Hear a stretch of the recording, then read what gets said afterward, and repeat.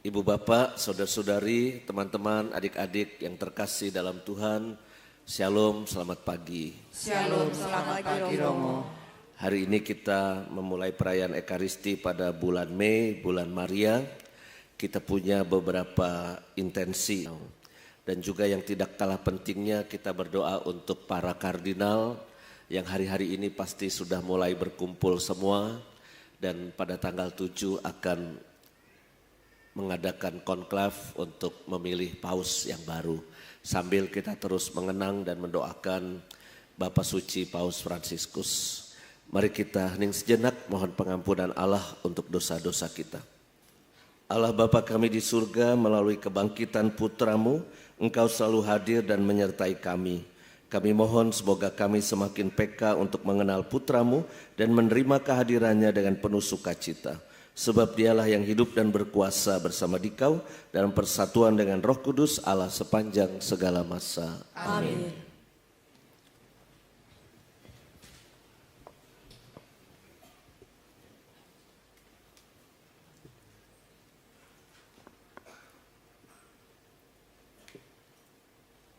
Bacaan dari Kisah Para Rasul.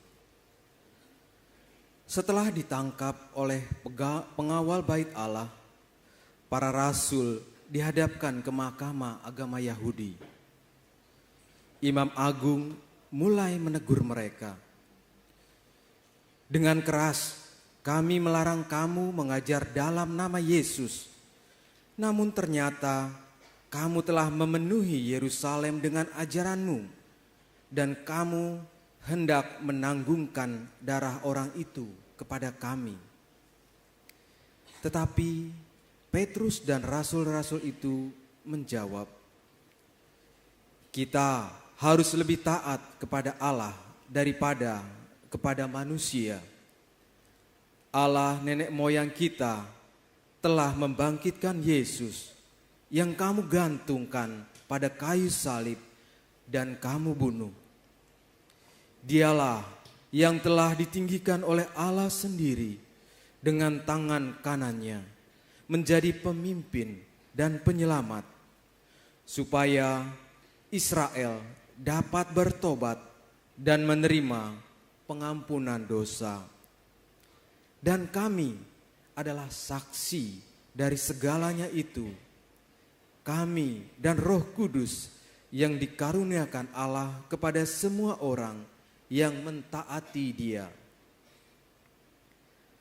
Mereka lalu menyesah para rasul dan melarang mereka mengajar dalam nama Yesus. Sesudah itu mereka dilepaskan. Rasul-rasul itu meninggalkan sidang mahkamah agama dengan gembira karena mereka telah dianggap layak menderita penghinaan oleh karena nama Yesus. Demikianlah sabda Tuhan. Syukur kepada Allah. Bacaan dari Kitab Wahyu. Aku, Yohanes, melihat dan mendengar suara banyak malaikat di sekeliling tahta, makhluk-makhluk, dan tua-tua di surga. Jumlah mereka berlaksa-laksa dan beribu-ribu laksa. Dan aku mendengar suara nyaring dari mereka. Anak domba yang disembelih itu layak menerima kuasa dan kekayaan, hikmat dan kekuatan, hormat, kemuliaan, dan puji-pujian. Dan aku mendengar semua makhluk yang di surga dan yang di bumi, yang di bawah bumi dan yang di laut, dan semua yang ada di dalamnya berkata, bagi Dia yang duduk di atas tahta dan bagi Anak Domba, puji-pujian dan hormat, kemuliaan dan kuasa sampai selama-lamanya. Dan keempat makhluk di surga itu berkata, Amin. Dan para tua-tua itu jatuh tersungkur dan menyembah. Demikianlah sabda Tuhan. Syukur kepada Allah. Tuhan bersamamu.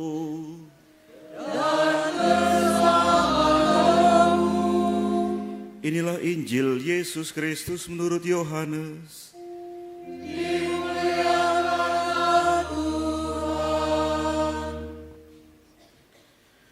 Sesudah bangkit dari antara orang mati, Yesus menampakkan diri lagi kepada para muridnya di pantai Danau Tiberias.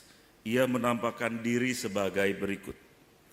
Di pantai itu berkumpul Simon Petrus, Thomas yang disebut Didimus, Nathanael dari Kana yang di Galilea, anak-anak Zebedeus, dan 2 orang murid Yesus yang lain.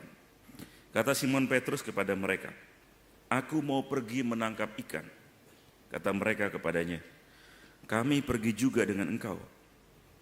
Mereka berangkat lalu naik ke perahu. Tetapi malam itu mereka tidak menangkap apa-apa. Ketika hari mulai siang, Yesus berdiri di pantai.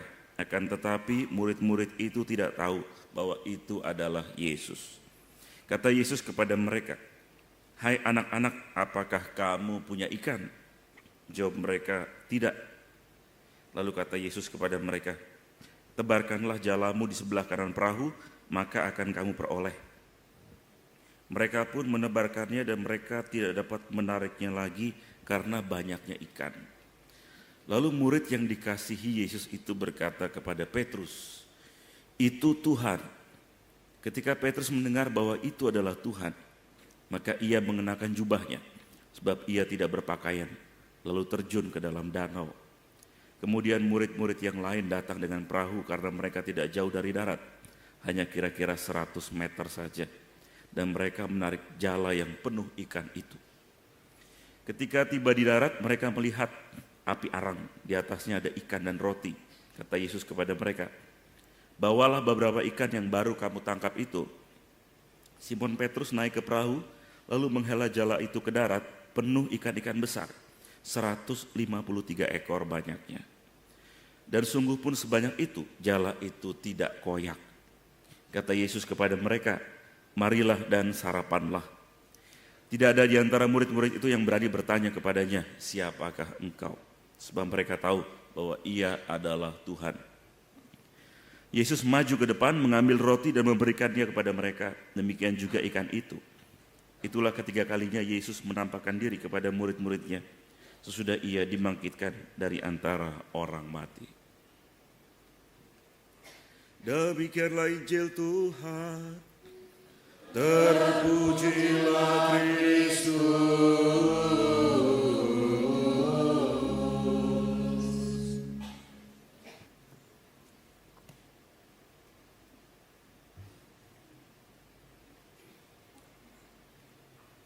Terima kasih banyak Romo Nofrin untuk mengantarnya. Itu ada 2 kata kunci yang menjadi pengantar yang akhirnya mesti membawa saya ke tempat ini, yakni kata maomere tadi dan juga kata ikan. Jadi memang pas, ada hubungan sangat erat.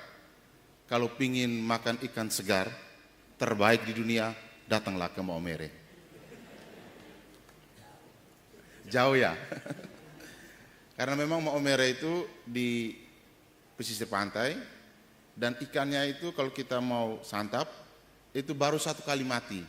Artinya baru tangkap dari laut langsung masuk wajan. Pasti ikannya segar.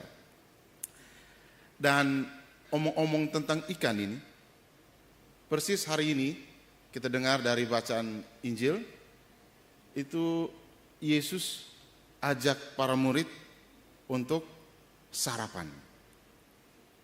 Marilah sarapan. Sarapan pagi bersama Yesus.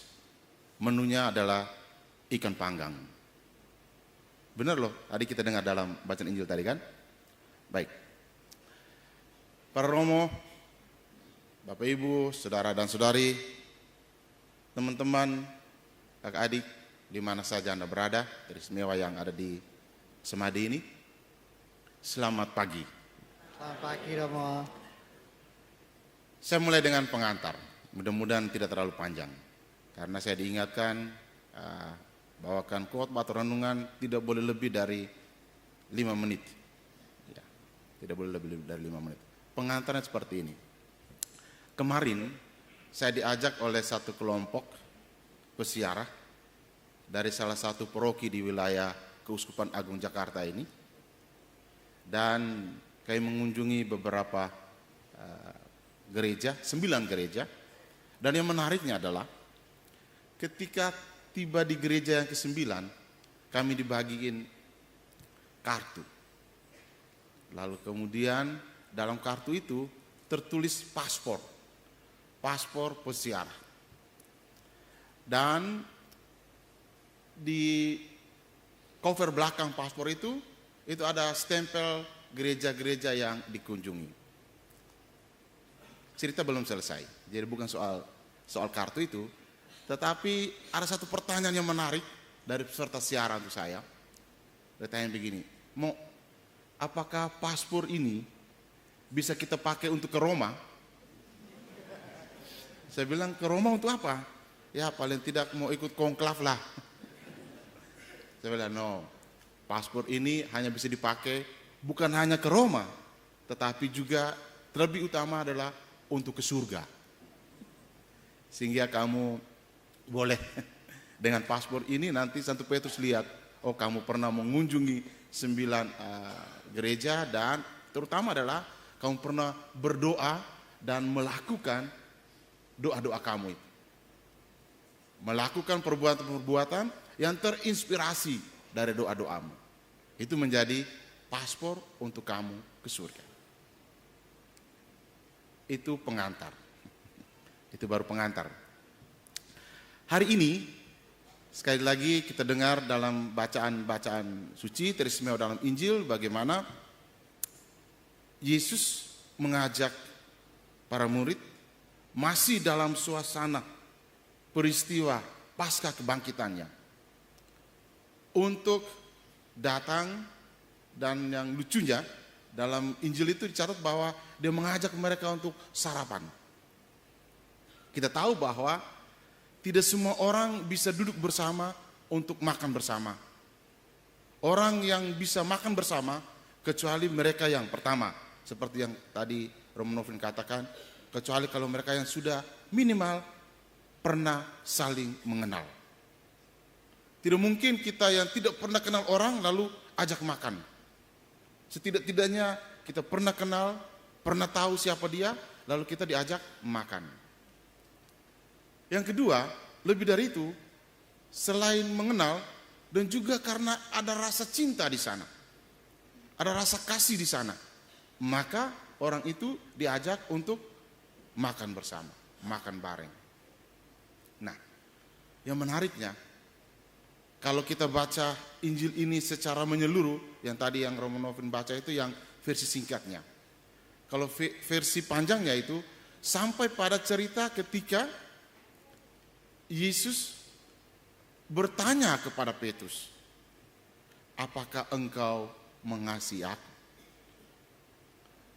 Dan Petrus menjawab, ya Tuhan, aku mengasihi engkau. Dan terlebih lagi, pertanyaan itu dilakukan sampai 3 kali. Dan sampai 3 kali pula Petrus menjawab, tetapi pada pertanyaan atau jawaban yang ketiga, Petrus disertai dengan rasa sedih. Nah, kalau kita baca versi lengkapnya Injil ini, itu di sana ada cerita kisah tentang ini. Yesus bertanya kepada Petrus, Petrus menjawab pertanyaan Yesus, dan akhirnya Yesus mengatakan ini, gembalakanlah domba-domba. Apakah engkau mengasihi aku?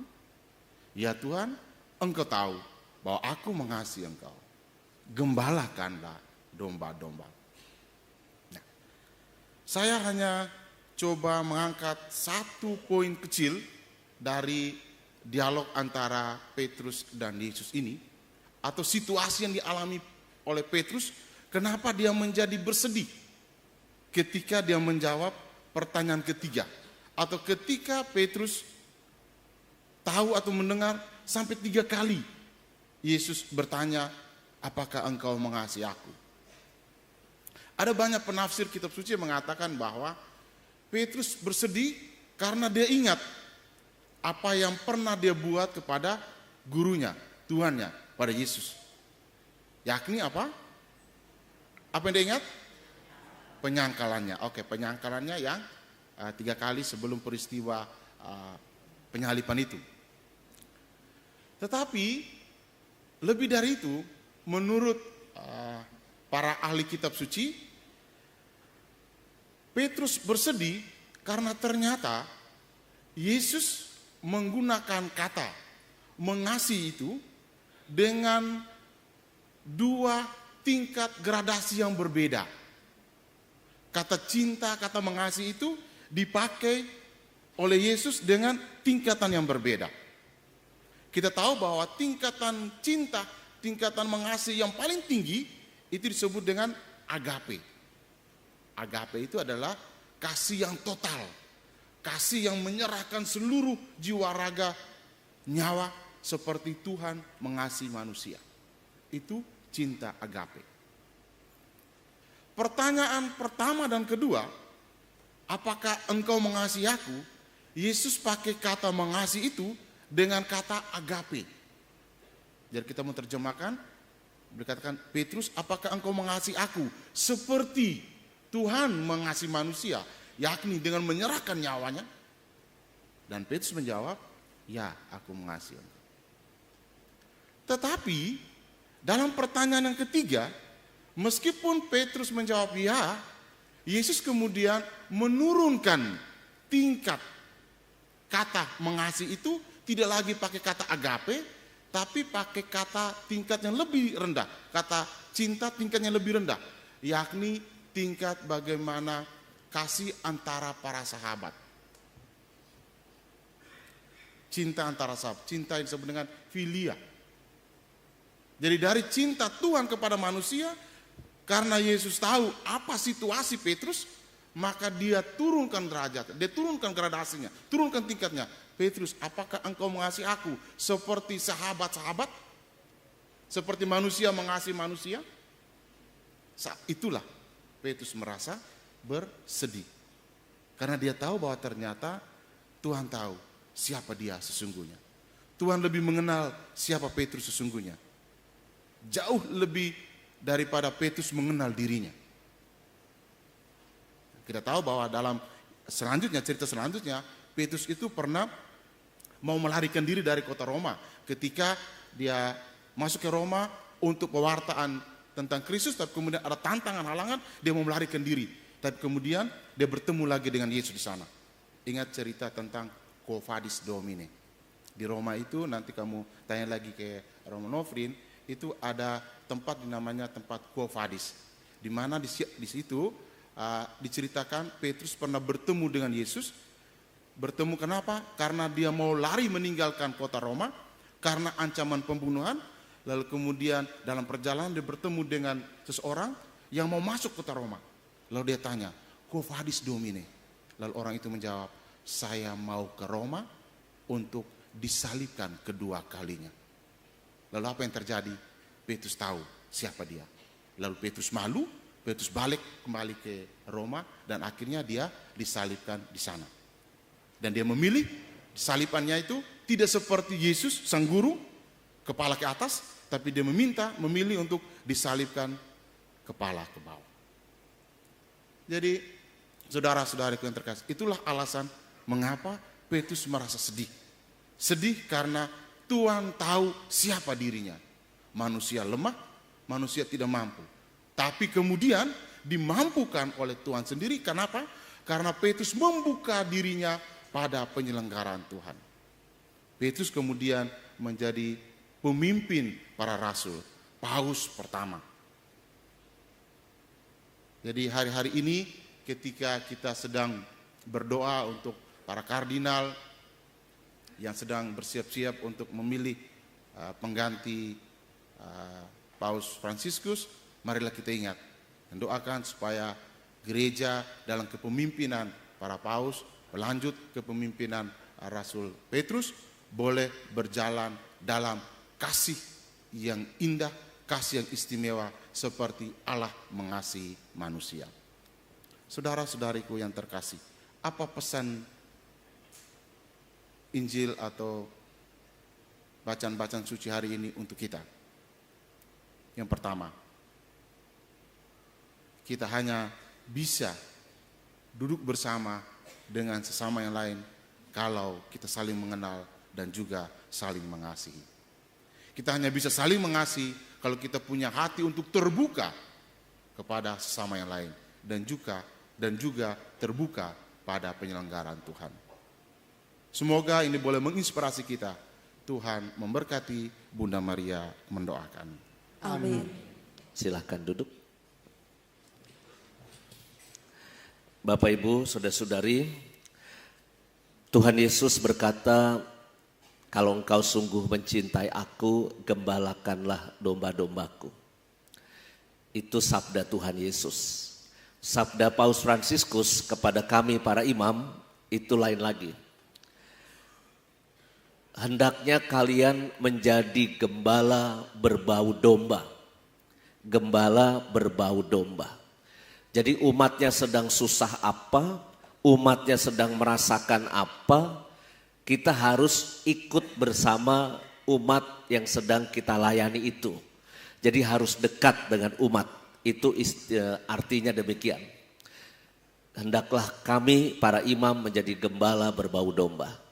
Persoalannya domba itu baunya lain-lain.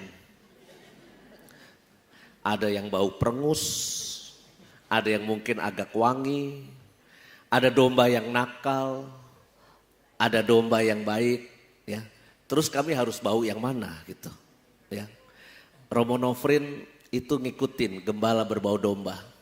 Kalau anak-anak kecil sepatunya ada lampu-lampunya gitu, ya. Maka Romo Nofrin sepatunya ngikut-ngikut kayak gitu. Gembala berbau domba. Kalau Romo Edi trennya bapak-bapak rambutnya tipis-tipis. Romo Edi juga menipiskan rambutnya sampai habis. Supaya seperti gembala berbau domba. Ya, kita hidup bersama gembala dengan domba, imam dengan umat. Kadangkala ya umat dapat romo yang cocok. Ya senang gitu. Tapi kalau umat dapat romo paroki yang gak cocok, demo. Ya. Yang benar itu adalah surat gembala dari Bapak Uskup kepada umat. Tapi sekarang ini sudah ada tren baru, surat domba. Jadi domba ikut-ikutan nulis surat kepada Bapak Uskup ngelaporin imamnya. Nah ini ada tren baru nih. Ya. Maka kalau umatnya dapat romo yang membahagiakan, gembira, dekat sama umat, puji Tuhan, haleluya. Romonya jangan pindah-pindah. Tapi kalau Anda dapat romo paroki yang nyebelin, yang otoriter, yang galak, wah langsung tulis surat dan sebagainya. Saya cuma ingin berpesan Bapak Ibu, Anda tidak bisa milih romonya kayak apa, di paroki ataupun di samadi. Suatu hari saya akan ganti, sudah 9 tahun saya di sini. Ya. Suatu hari akan ganti. Romo paroki Anda juga akan ganti suatu hari. Anda gak bisa pilih itu. Maka terimalah romo-romo apa adanya. Kalau menyenangkan puji Tuhan. Kalau menyebalkan ntar lagi juga dia pindah. Cool aja, santai aja. Sama seperti kami para imam juga gak bisa pilih kami tugas di mana. Gak bisa kita minta, wah saya maunya di paroki yang basah. Kebanjiran dia, baru tahu rasa. Ya. Maunya paroki basah aja. Paroki kering kerontang yang kolektenya dikit, gak mau dia. Gak bisa. Kita harus menerima tugas perutusan uskup apapun itu. Maka paling baik saling menerima, saling mencintai, saling menjaga. Pasti punya kekurangan, romo punya kekurangan, dombanya juga pasti punya kekurangan, sama lah. Maka saya kira ikut sabda Tuhan hari ini soal mencintai. Apakah engkau sungguh mencintai aku? Gembalakanlah domba-dombaku. Ini catatan saya yang pertama, yang mungkin secara pastoral Anda paroki manapun, karena yang ikut misa di sini baik yang datang maupun secara online, ini kan romo parokinya dari berbagai tempat, ordonya macam-macam. Romo itu jenisnya macam-macam Bapak Ibu. Ada yang tinggi, ada yang pendek, ada yang jenius, ya, ada yang jenius, ada yang pinter, ada yang setengah pinter, ada yang belagak pinter juga ada, ya. Jadi romo tuh jenisnya macam-macam. Ada yang rambutnya gondrong kayak Tuhan Yesus, ada yang rambutnya kayak biksu, Buddha, pelontos gitu juga ada. Ada yang ramah, senang senyum, ada juga yang suka jutek, judes, dan kata-katanya kadangkala suka nyelekit gitu, ada juga. Jadi saya kira inilah kekayaan gereja. Ini pertama. Yang kedua, syukur kepada Allah gara-gara sosial media, kita nih jadi tahu soal konklav. Kardinal-kardinal nih siapa nih yang potensial terpilih. Anda pasti sudah baca-baca itulah. Bahkan Anda sudah tahu juga istilahnya apa Romonofrin, Kamerlenggo ya. Kamerlenggo, Kamerlenggonya Kardinal Farel. Kamerlenggo itu kalau pausnya meninggal, maka yang ngurus Vatikan itu adalah Kamerlenggo, yaitu kepala rumah tangganya Vatikan. Jadi kalau di Samadhi mirip kayak Mas Didi lah itu ya. Itu Kamerlenggonya Samadhi itu, nanti dia yang ngatur ya. Nah itu kita jadi tahu semua, termasuk sekarang ini ketika pemilihan paus, kita itu seperti memetakan mana kardinal yang liberal, progresif, mana kardinal yang kaku dan konservatif. Wah mulai dijejer. Yang ini liberal, yang ini semi liberal, ini progresif, ini moderat, ini konservatif dan sebagainya. Dan nama-namanya kita mulai tahu, wah Papa Billy. Papa Billy tahu Papa Billy? Ya itu yang tinggal di Bilimun itu Papa Billy namanya itu. Papa Billy itu adalah yang potensial, yang selama ini kayaknya dipantau ini kurang lebih potensial menjadi paus. Itu Papa Billy. Ada yang dari Filipina, ya, Kardinal Tagle, ada yang dari Italia, Kardinal Parolin, ada yang dari Hongaria, Kardinal Thomas Erdo, ya. Ada dari Italia juga ada Kardinal Zuppi, ya dari macam-macam. Kita jadi tahu, ya. Buat saya selalu di dalam gereja selalu ada tegangan antara yang aliran progresif, moderat, dan konservatif. Kalau Anda pernah nonton film The Two Popes, ya, itu ada peristiwa menarik. Sebelum ini tahun 2005 yang kepilih itu kan Kardinal Ratzinger.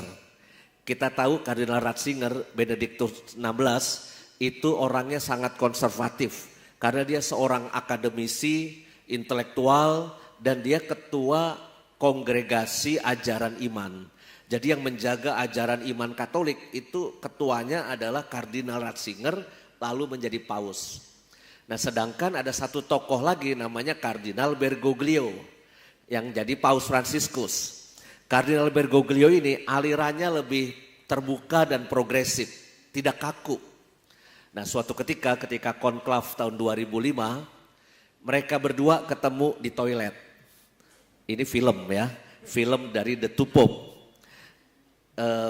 Kardinal Ratzinger yang kaku itu, yang konservatif itu lagi cuci tangan di wastafel. Lalu masuklah Kardinal Bergoglio, Paus Fransiskus kita. Ya. Nah Paus Fransiskus Bergoglio ketika masuk ke toilet sambil bersiul nyanyi lagu Dancing Queen. Dancing Queen, you can jive, you can dance, na na na na na na na. Itu Dancing Queen, sambil bersiul. Kardinal Ratzinger nanya, itu lagu apa? Kau bersiul lagu apa? Oh, ini lagu Dancing Queen. Itu lagu pujian siapa yang menyanyi? Kata pikirnya Ratzinger, ini adalah lagu gereja, lagu pujian. Karena kan yang nyanyi kardinal, yang siul kan kardinal. Kardinal kan harusnya nyanyinya lagu-lagu rohani. Itu kau bersiul lagu rohani apa? Lagu pujian apa? Dancing Queen, siapa yang nyanyi? ABBA, kata Kardinal Bergoglio, ABBA. Memang ada grup musik namanya ABBA. Tapi menurut seorang Kardinal Ratzinger, ABBA itu dalam bahasa Ibrani itu artinya Bapa. Oh bagus. Berarti kau nyanyi lagu Bapa, ABBA. Pikirnya begitu. Dan itu dari dulu ya Bapak Ibu, setiap kali konklav pasti selalu kita berada di tegangan. Nanti yang terpilih ini kira-kira paus yang konservatif kah, yang kaku, yang mengembalikan romo-romo nih kayak Nofrin ini nggak boleh pakai sepatu kayak gitu tuh bolong-bolong. Terus pakai celana jin, romo-romo harus pakai baju hitam, di sini ada putihnya. Itu apakah harus begitu? Itu aliran-aliran yang konservatif. Atau memang yang terbuka pada pembaharuan. Gereja ke depan mau jadi apa? Kita nggak tahu nanti siapa yang terpilih ya. Kita berdoa saja ya tanggal 7 sudah mulai konklav. Ikutilah siaran-siaran langsungnya. Kita cuma ngelihat nunggu cerobong asap. Dan saya kira siapapun yang terpilih itu sudah tuntunan Roh Kudus ya lewat para kardinal untuk membawa gereja. Saya kira konklavnya tidak lama, yaitu kalau tanggal 7 mulai ya 3 hari mudah-mudahan udah selesai. Karena Bapak Uskup Kardinal ada acara di Jakarta jadi harus pulang ya. Tepas, temu pastoral. Tapi pernah pada tahun 1200 sekian konklav itu 1000 hari. 1000 hari konklav ya. Waktu Paus Benediktus terpilih coblosannya itu 3 kali. Waktu Kardinal Ratzinger terpilih karena dia calon yang sangat kuat, 3 kali coblosan langsung warna putih berkibar. Tapi ketika Bergoglio, Kardinal Paus Fransiskus itu coblosannya 5 kali. 5 kali itu mungkin pagi sore ya Romo. Ya pagi nyoblos, sore nyoblos, pagi nyoblos, 5 kali jadi 3 hari ya. Maka saya nggak tahu nanti apakah 1 kali coblosan, 3 kali coblosan, ya kita menanti saja dan kita berdoa untuk gereja kita.